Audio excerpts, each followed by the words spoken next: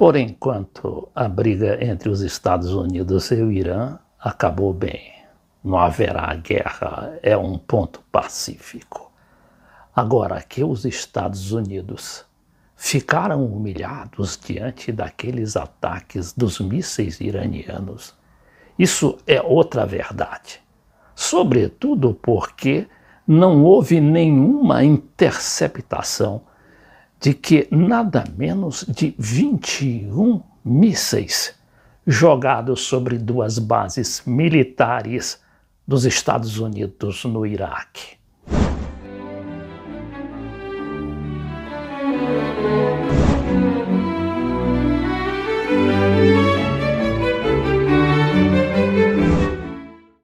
Não adianta o Bolsonaro tentar defender a sua posição de submissão aos americanos com aquela história de terrorismo. Agora, o que realmente funcionou ontem foi a decisão do Irã de confrontar os Estados Unidos diretamente. Eu, por exemplo, jamais acreditaria que um país pequeno como o Irã fosse capaz de confrontar os Estados Unidos dessa maneira. Ora, os Estados Unidos não são mais a maior potência econômica e comercial que já perderam para a China há muito tempo, mas são a superpotência militar, apesar de todas as ogivas nucleares que ainda detém a Rússia. Mas o Irã sim tem aquele seu aparato bélico super azeitado, mas jamais chegará aos pés dos americanos. Não obstante, o país foi direto aos Estados Unidos, às bases americanas, e, além do mais, ameaçou a todos aqueles países onde os Estados Unidos estão baseados com seus armamentos. E eu me refiro aos chamados Emirados Árabes e todos aqueles países ali satélites, inclusive os europeus. O Irã ameaçou retaliá-los se metessem naquela briga. Agora, o importante aqui é essa manchete da Press TV, que é o site do Irã, o site oficial do Irã, pelo menos para o estrangeiro, quando diz o seguinte: IRGC, que são as guardas revolucionárias e que controlam aqueles mísseis, afirmam que nenhum míssil foi interceptado no ataque às bases. Eles estão dizendo aqui que houve casualties, que é vítimas. Mas os Estados Unidos negam que tenha havido vítima. E o Irã não faz nenhum esforço para comprovar essa sua informação, numa clara evidência de que os dois lados procuram não criar problema nem exacerbar os problemas que aí estão. Resultado dessa posição assertiva dos iranianos é que os Estados Unidos não mais vão poder arrotar bravatas, pelo menos contra o Irã, porque sabem que terão respostas decisivas e imediatas. Agora eu entro aqui no site da RT, que é a televisão russa, e que está espalhada por todo o mundo, inclusive na América Latina, com a sua sucursal em Buenos Aires. A RT, que é praticamente hoje o porta-voz do governo russo, diz que o Irã não quis matar soldados dos Estados Unidos naquela operação com o Iraque, porque, na verdade, o que queria era mostrar a Trump a sua alta tecnologia e a precisão de seus mísseis. Agora vejamos as imagens daqueles ataques sobre as bases aéreas dos Estados Unidos. Foram duas, a de Al-Assad no oeste e a de Erbil no Iraque.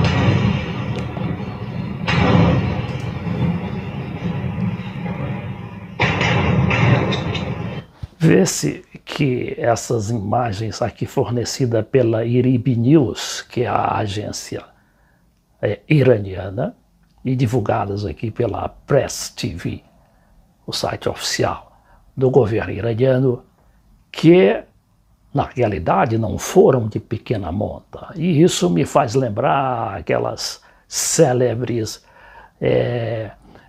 ofensivas que faziam os Estados Unidos sobre o Iraque, ainda naquela primeiro ataque, primeira invasão americana ao Iraque, há mais de 20 anos.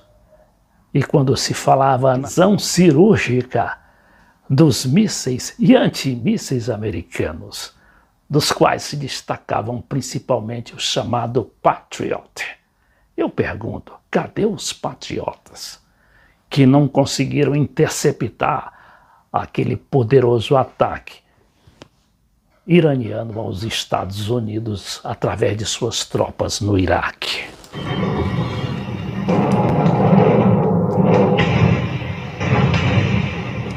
Agora, como é que vai ficar o Iraque com aquelas bases americanas ainda em seu território? A gente sabe que tanto a OTAN quanto a Alemanha já decidiram retirar as suas tropas de lá. Eram tropas pequenas, não mais que 100 soldados, né, e seus respectivos equipamentos. Mas ainda tem lá o Reino Unido e alguns outros países europeus. Mas será que eles vão ficar por lá? Quando ainda hoje, logo depois do pronunciamento do presidente Trump, dizendo que os iranianos estavam se acalmando e que por isso não iria revidar os ataques de ontem, a não ser através do aumento de sanções econômicas àquele país. A gente vê essa notícia aqui do blog Brasil 247. Zona verde de Bagdá, onde ficam embaixadas, é atingida por foguetes. Esses foguetes, a gente sabe, são disparados por aquele pessoal chamado Hezbollah iraquiano, que é uma corrente ligada ao Hezbollah iraniano. Então diz que 2 fortes explosões seguidas de sirenes foram ouvidas na capital iraquiana na noite desta quarta-feira. 2 foguetes caíram na Zona Verde, no centro de Bagdá, e ainda não há informações sobre danos, disseram fontes de segurança locais à Sputnik. Aqui esse site Brasil 247, ele reproduz noticiário da Sputnik, que é uma agência de notícias, um site importante da Rússia. E por falar em Sputnik, a gente entra nessa versão brasileira aqui do site russo, quando diz que o Lula critica Bolsonaro na crise Irã e Estados Unidos e afirma: o Washington precisa sempre eleger inimigo. O jornal, aliás, o site aqui se refere, não é, àquela acusação do Bolsonaro de que o Lula teria ido fazer um acordo com o Irã e a Turquia para que o Irã elevasse as suas condições de fabricar a bomba atômica.